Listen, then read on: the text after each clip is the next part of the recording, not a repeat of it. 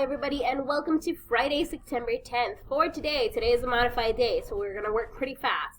Today, evens block. Today we worked on our 30-day writing challenge, day 9, and we started up our TPAC packet. Woo! So we have a lot of homework. Your post-TPAC reflection, which we did yesterday, that was due. Your article annotations are starting to be due. And this weekend, your rough draft of TPAC must be done. This is homework, folks. Okay, so let's get into it. Day 9 is, what does it mean to be a successful student? Explain your answer in 5 to 6 complete sentences. So please make sure you are keeping up with your 30-day writing challenge. That is for today. Then, TPAC structure. We got into it. I've kept this up every single day because I want you guys to know what it is. Alright? Today, this was for the TPAC annotations we did yesterday, but if you still need them, they're there.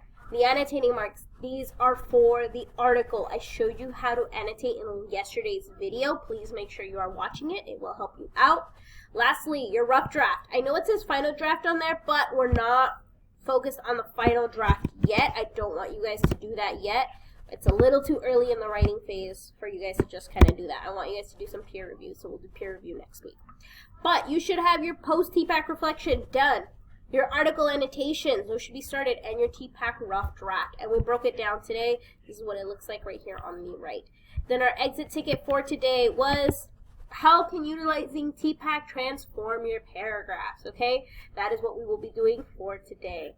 All right, you guys, if you have any questions, please feel free to reach out to me before or after school, make an appointment, and I'll help you guys out, or send me an email. Other than that, I'll see you guys in class. Bye.